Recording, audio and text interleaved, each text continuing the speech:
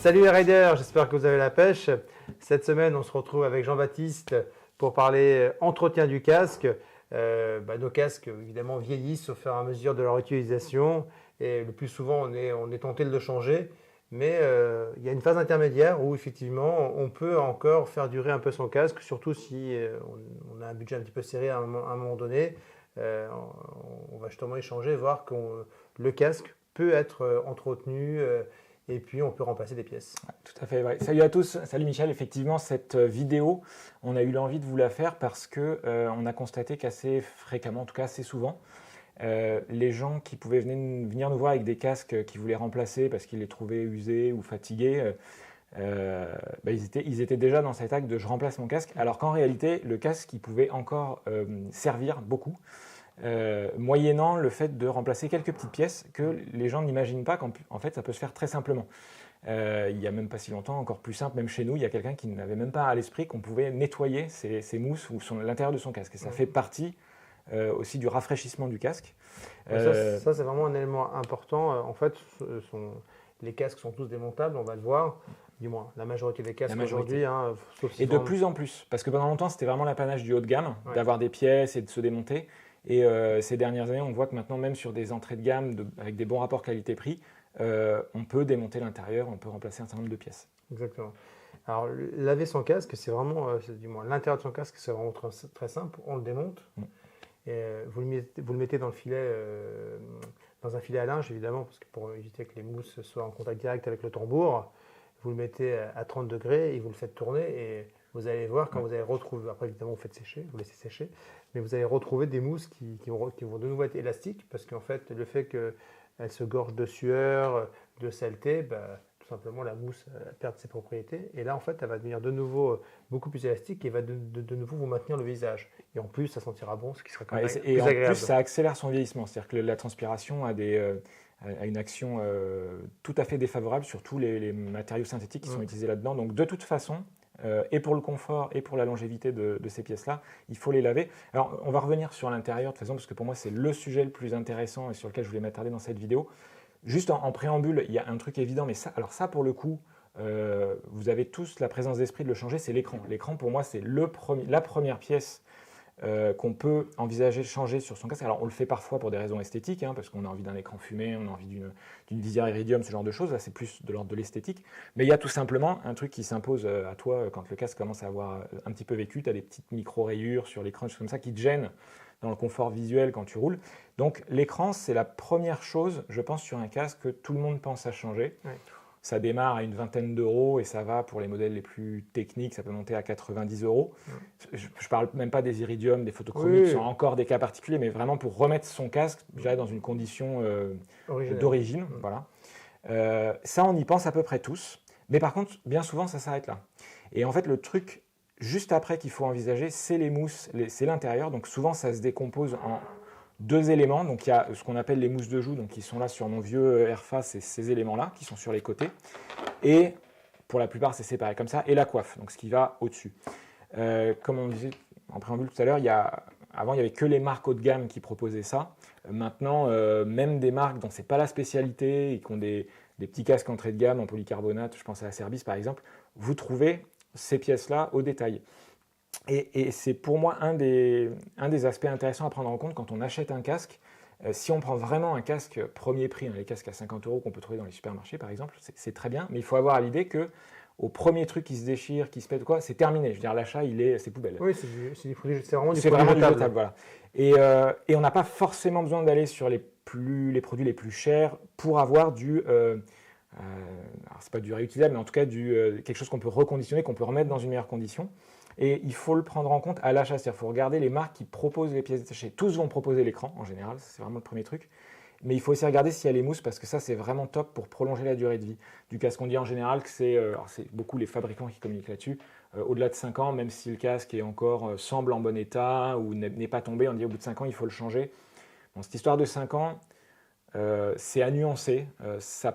Pour moi, un casque, ça peut faire plus. Alors après, c'est que mon avis, et Je pense que... En fait, du moins, cette barrière des 5 ans qu'on a à l'esprit, c'est surtout que dans les années 80, 90, on va dire, les revêtements des casques, ils n'étaient pas bien traités anti-UV, donc en fait les calottes avaient tendance à vieillir, et on sait tous que le plastique, quand il vieillit, il devient cassant. Les propriétés évoluent un peu. Ouais. Voilà. Aujourd'hui, les casques sont quand même ont des traitements qui sont totalement différents. Les casques résistent bien aux UV, et donc on a une calotte qui se dégrade beaucoup moins rapidement qu'avant. Ouais. Donc, et on le voit bien là d'ailleurs, parce que tu as 2 casques qui ont une dizaine d'années. Donc celui-là, il vient de terminer, là, ça y est, il a fini sa carrière. Donc lui, il a 10 ans, lui, sensiblement pareil. Extérieurement, ils sont en bon état. Donc la partie externe qu'on voit là, c'est la calotte. Donc c'est le premier, c'est l'extérieur du casque, c'est la première chose qui va protéger. Après, il y a un deuxième élément qui est un peu soumis aux mêmes règles que tu viens d'évoquer, c'est le calotin ou la calotte interne, c'est cet élément qui est en polystyrène. Et ça, c'est pareil, ça joue un rôle majeur en cas de chute dans l'absorption de l'énergie. Et c'est pour ça d'ailleurs qu'on dit que quand on a chuté avec un casque, il faut le changer parce qu'en réalité, ce matériau de polystyrène, c'est assez pour absorber l'énergie et il ne pourra pas le faire une deuxième fois. Ça me fait penser à une année, on était chez Nolan. Il nous faisait la démo, c'est-à-dire qu'on voyait effectivement une pointe en métal qui tombait sur le casque de, je ne sais plus, de 2 mètres ou 3 mètres de hauteur, très violemment. On prenait le casque extérieurement. Il avait l'air nickel. On démontait les mousses intérieures et on regardait la calotte à l'intérieur. L'endroit où le polystyrène avait été impacté, il était complètement déformé. Donc c'était assez impressionnant à voir. Oui, parce que l'extérieur a vocation à te protéger des impacts et de l'abrasion, mais l'énergie, c'est le calotin qui le diffuse. Ouais. Et alors c'est pareil, le polystyrène, même si, comme tu disais, à l'extérieur, il y a eu des progrès de fait pour qu'il résiste plus longtemps dans le temps, et notamment aux UV, le polystyrène, c'est un peu le même problème, c'est qu'en fonction de la fréquence d'utilisation, à quelle température, quel taux d'humidité, on ne sait pas très bien estimer, même moi en regardant ce casque-là, je ne sais pas te dire l'état du polystyrène. Après, c'est presque de la chimie, quoi. Donc voilà. Donc bon, cette histoire de 5 ans, elle est à nuancer. Moi, j'ai pour habitude de porter mes casques au moins 8 ans, si tant est que j'ai pu les reconditionner et qu'ils n'ont pas pris de pète. Mais voilà, ça c'est un petit peu à apprécier par chacun. Et chaque marque vous dira non, c'est 5 ans, l'autre vous dira c'est 6. Moi, je pense qu'en réalité, il n'y a pas de règle et que c'est difficile dans un cas donné d'estimer où est la frontière. Jean-Baptiste, tout à l'heure, vous parlez de l'écran parce qu'effectivement, c'est l'accessoire le plus trivial sur lequel qu'on pense à changer. Il y a un autre élément auquel on pense moins. Souvent, on se dit que quand cet élément a cassé, le casque est bon à jeter. En fait, pas du tout. C'est ce qu'on appelle, nous, dans le jargon professionnel, les plaquettes du casque. Et ça, en fait, moi, je me rappelle, mon premier casque, ça devait être un Shoei. J'ai ma plaquette qui est cassée, je me dis c'est la fin du monde, je roulais avec une plaquette qui ne tenait pas. En fait, c'est complètement débile. Ça se vend au détail. Ça se vend au détail, c'est de l'ordre d'une quinzaine d'euros en général. Ouais, ça dépend des marques. En réalité, c'est juste une pièce plastique qui est vissée sur la calotte. Et donc ça, il faut penser à, effectivement, on peut la changer. Et dans beaucoup de marques aussi, tout ce qui est joint, ça peut changer aussi. Oui. Donc pareil, si vous avez un problème d'étanchéité au niveau et ça, typiquement, avec les UV et le temps, ça devient sec et ça, tôt ou tard, ça peut finir effectivement par se fissurer ou casser. En fait, il y a toutes ces pièces. Alors, il y a les pièces vraiment, je dirais, d'usure. Pour moi, l'écran, les mousses, c'est ça vieillit. Le pinlock. Bon, là, moi, j'en ai pas là sur celui-là. Enfin, il était préparé, mais il était préparé, mais il l'a jamais lancé, mais c'est pareil. Autre point, il ne faut pas hésiter à démonter son écran pour le nettoyer. Moi, je vois plein de gens qui nettoient leur écran sans l'enlever du casque. Donc ça, c'est une hérésie. On ne peut pas nettoyer correctement son écran en passant la main comme ça. Et en plus, on risque de le rayer. Donc il ne faut pas hésiter à le démonter, puis à le nettoyer avec du savon et puis de l'eau claire. Ça fonctionne très bien. Éviter l'essuie. Et puis après, l'essuie avec une microfibre ou un chiffon doux. Éviter le sopalin parce qu'on sait tous que ça marche. Ça raye les lunettes, ça raye aussi les écrans. Oui, il faut faire attention sur l'écran à la partie rayure. Après, pour les produits à utiliser, comme tu dis, bon, il existe tout un tas de produits dédiés pour le nettoyage. Moi, je trouve ça bien plutôt quand tu es en déplacement ou quand tu veux avoir un petit truc avec toi. Mais globalement, tu peux faire l'entretien de ton casque et des mousses notamment avec les produits ménagers que tu as à la maison, en restant sur des choses très neutres, style savon de Marseille. Exactement. C'est très bien. Alors, je sais par exemple, nous, on vend des produits pour nettoyer l'intérieur du casque, pour enlever les odeurs, etc. Ça, c'est très bien si effectivement. Quand ça se démonte pas. Ça, c'est bien. Les produits quand ça sont bien pour les intérieurs qui se démontent pas. On n'a pas le temps, en fait. Ok. Mais de temps en temps, je dirais, un week-end, faites-le. Vous allez retrouver un confort inégalé. Pareil, au niveau de l'écran, il y a peut-être des gens qui ont peur de démonter leur écran parce qu'ils disent que ça va casser. En fait, un écran, c'est très souple. C'est hyper souple. Et c'est pareil, quand vous installez un pinlock, on pourrait vous faire une vidéo dessus. Et en fait, quand c'est un pinlock, il faut bien écarter l'écran. Oui, souvent les problèmes de pose du pinlock, alors on dévie un peu du sujet, mais on l'évoque vite fait. Les pinlocks, on se plaint souvent qu'ils ne marchent pas. Il y a parfois des vrais problèmes sur le produit, mais bien souvent, la défaillance du pinlock est liée à une pose initiale mal faite, en fait. Parce qu'il faut le poser bien à plat, de sorte que quand l'écran reprenne sa courbure, tout se mette bien. Voilà. Là, je le mets quasiment à plat. Et c'est comme ça que ça pourtant, doit... il est vieux, il n'y a pas de souci. Et donc, je parle du pinlock parce que c'est aussi une pièce qu'on peut changer. Ça fait partie, voilà. C'est une sous-partie de l'écran. Exactement. Si votre écran est en bon état et que c'est juste votre pinlock qui ne fait plus son job, parce que grosso modo, il ne faut pas se leurrer, un pinlock, c'est 2-3 ans. Après, c'est les petits joints en silicone qui font un peu le côté double vitrage. Double vitrage, tout simplement. Ces petits joints en silicone, ils se dégradent au fur et à mesure, surtout si vous roulez beaucoup. Et donc, pour le coup, tous les 2-3 ans, il faut changer de pinlock. Mais c'est vrai que donc, sortie de l'écran et des intérieurs, donc mousse et coiffe qui peuvent se salir, vieillir, il y a tout un tas de petites pièces. Et plus on monte sur des marques de spécialistes et haut de gamme, et plus ils vont avoir un catalogue de pièces riche, tout ça se change pour en général une quinzaine d'euros. C'est-à-dire donc, les plaquettes que tu as évoquées, la petite bavette anti-remous qu'on perd parce que sur une fermeture un peu vite fait du modulable, paf, elle s'en va. Les petits cache-nez qui sont devant. Le casque prend un petit pet, comme ça on le prend quand on marche à pied, on met un bing sur, je sais pas, les déflecteurs arrière. Enfin, toutes ces pièces qui sont amovibles, qu'on peut perdre ou casser, toutes ces pièces-là se changent. C'est toujours intéressant quand on achète un casque, et a fortiori un casque haut de gamme, de regarder un petit peu la richesse du catalogue de pièces, parce que c'est une garantie finalement de garder ce casque-là plus longtemps dans des bonnes conditions, et donc du coup l'investissement est d'autant plus intéressant en fait. L'investissement initial sera meilleur. Donc voilà, donc là moi ces mousses-là, donc les mousses de joue, ça démarre à une trentaine d'euros. Pour les modèles les plus haut de gamme, ça peut monter à 70, 80 euros. Parce que notamment, il y a des choses, alors on va avoir des tissus plus ou moins qualitatifs, des traitements antibactériens, etc. Il y a aussi un aspect que moi je trouve fascinant, c'est que les systèmes de maintien des mousses dans le casque diffèrent d'une marque à l'autre. Le plus courant, ça va être des boutons pression, comme ça. Donc là, moi j'ai des petits trucs rouges avec les récepteurs ici. Donc ça, c'est le plus facile à démonter. Alors si je peux donner un conseil, quand vous démontez ça, c'est de ne pas tirer sur la mousse, mais de vraiment prendre appui sur votre casque au niveau de la pression pour éviter d'arracher la pression. Voilà. Et comme c'est des pressions, mais c'est exactement l'idée que je voulais derrière ça. Désolé. Non, mais pas du tout.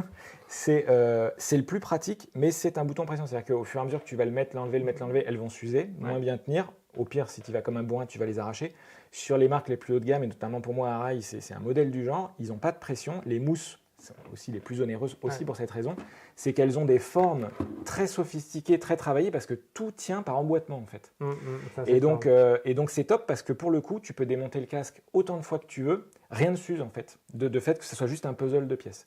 Donc voilà, c'est ce qui explique un petit peu les différences de prix aussi entre les coiffes et les différentes mousses de différentes marques. Mais grosso modo, voilà, le prix moyen pour des mousses de joue, c'est une quarantaine d'euros, une coiffe, une cinquantaine d'euros. Et ça, c'est pour les hauts de gamme. Donc en gros, pour une centaine d'euros sur un casque haut de gamme, c'est-à-dire que j'estime que tu as acheté peut-être en valeur nette de l'ordre de 5 ou 600 euros, au bout de 3, 4, 5 ans en fonction de ta fréquence d'utilisation, tu peux te remettre ton casque à neuf. Donc ça c'est vraiment le truc essentiel. Pensez à les laver régulièrement, vous les démontez, vous les lavez en machine. Déjà, c'est plus juste pour des questions d'hygiène, c'est top. Et en plus, on retrouve un confort et un maintien, pas identique à l'origine, mais qui s'en rapproche beaucoup. Oui, c'est vraiment flagrant. Moi, je sais que sur mes casques, quand je roule en chemin, on transpire beaucoup. Donc, déjà, vous avez les odeurs à force. Et puis, vraiment, la mousse, elle n'a pas du tout... Mon casque me paraît plus grand. On dit qu'on perd quasiment une taille. Et après lavage, ça va beaucoup mieux, quoi. Tu vois, j'avais pris ce casque, alors juste pour l'exemple, tu vois, là, ça, typiquement, c'est un vieux casque où les mousses n'ont jamais été changées. Quand c'est des matières synthétiques, tout ça. Donc, tu vois, ça, c'est typiquement une trace d'usure caractéristique. Ça, tu frottes et ça fait des petits bouts noirs et tout. Ça, c'est à changer, c'est mort. Mais pour autant, le casque n'est pas foutu. Enfin, je veux dire, Et ça, c'est vrai que c'est souvent, moi, j'ai des clients, effectivement, qui viennent avec des casques dans cette ère, ils me disent, il faut que je change mon casque. Oui, si tu as envie de changer ton casque, pourquoi pas, mais si tu as envie de le conserver parce que tu es bien dedans et que finalement, il n'a pas pris de pète, moyennant une quarantaine d'euros, tu repars avec un truc quasi neuf. En fait, on est des très mauvais commerçants parce qu'on est en train de vous conseiller d'entretenir et de réparer votre casque plutôt que de le remplacer. Plutôt que de le remplacer. On va dire qu'on fait de l'économie durable. En tout cas, c'est vraiment comme ça que je consomme mes casques, moi, pour le coup. Je préfère faire ça. En tout cas, c'est meilleur pour la planète. C'est mieux. Le seul élément que vous ne pouvez pas changer sur le casque, C'est calotte-calotin. Ouais, et j'en ai un troisième qui pour moi, parce que ça c'est sûr que vous ne pouvez pas changer la calotte, c'est la jugulaire. Et là, oui, exact. Ouais, vous ne pouvez pas toucher vous pouvez pas toucher à la jugulaire et ça c'est vraiment un élément, c'est un élément de sécurité. Donc, alors c'est possible de faire une réparation dessus, mais il faudra l'envoyer chez le fabricant. Ça sera forcément par le fabricant. Et c'est pareil, je sais que chez Shoei par exemple, on peut, si vous avez acheté un casque avec une boucle attache rapide et que vous voulez préférer une boucle double D par exemple, parce que si vous faites de la piste et qu'on vous demande une boucle double D, c'est possible, mais il faut à chaque fois envoyer le casque tout simplement chez le fabricant, parce que c'est un élément de sécurité. En fait, c'est simple et ça permet de résumer finalement la synthèse, c'est ça. C'est tout ce qui est élément de sécurité pure, c'est-à-dire la calotte externe, le calotin, la boucle de fermeture. Élément de sécurité, on ne peut rien faire. C'est-à-dire s'il y a un problème dessus, soit on ne peut pas du tout, soit s'il y a moyen, c'est le fabricant uniquement. Tout ce qui est par contre à votre portée, c'est tout ce qui est élément de confort, on va dire. Donc les mousses, l'écran, la ventile, la petite bavette, et tout ça peut se changer.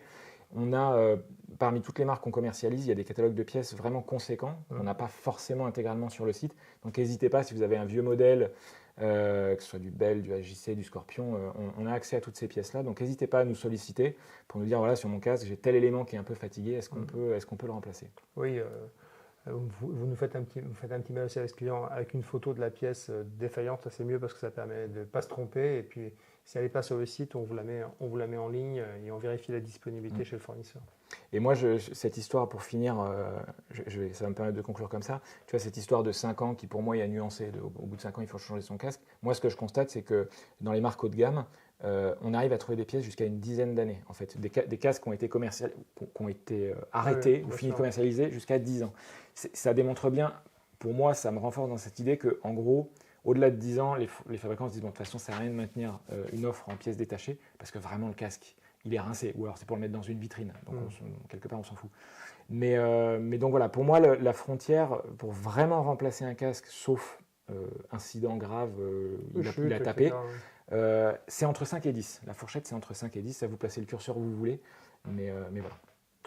Ok, merci Jean-Baptiste avec plaisir pour ces explications. Merci de votre attention. J'espère que ça vous a plu, et puis comme d'habitude, n'hésitez pas à poser vos questions, on y répondra avec plaisir sur les réseaux sociaux. Et on se retrouve très vite pour un nouveau face-à-face. Salut les riders. À bientôt.